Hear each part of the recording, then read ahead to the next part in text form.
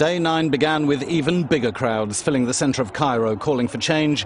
But as the day wore on, it became apparent they would not have it all their own way.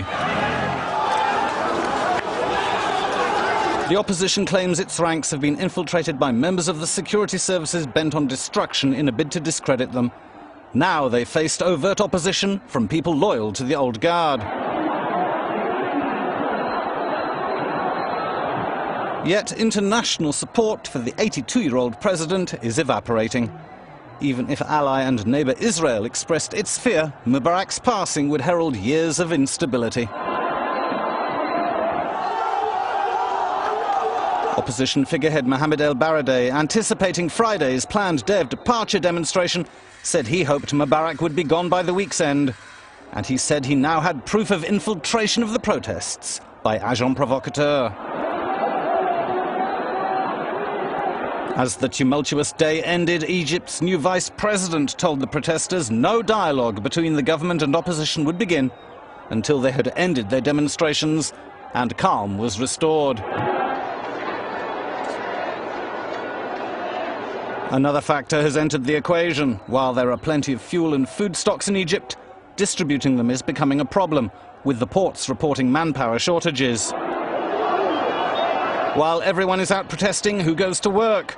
Eventually, economic reality will also start to sap the opposition's energy.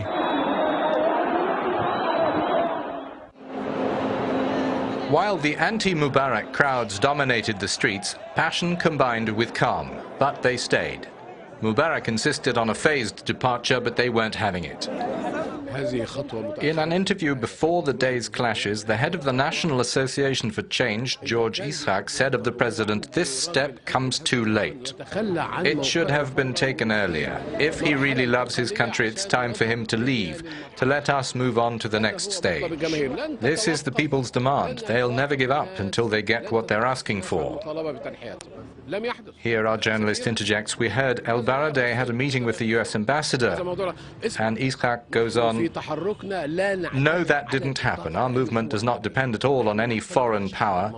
We are depending on our people and the Egyptian army. That is who we are counting on." Also before the clashes, Euronews Cairo correspondent Mohammed El-Hami then spoke to Rashad Bayoumi of the opposition group the Muslim Brotherhood. After President Mubarak's speech, a lot of protesters rejected what he said. Today there are many pro-Mubarak demonstrators. What's the solution to the current political crisis? The political solution is to have a transition period so that power can be transferred peacefully, according to the Egyptian constitution, moving power to the president of the parliament, and if not to him, then to the head of the High Court. Our journalist interjects, "But there's now a vice president." But who appointed this vice president? Hosni Mubarak. He has fallen after all the pressure of the demonstrations, urging him to step down. This is what people are asking him to do. This phrase is heard repeatedly. Asking.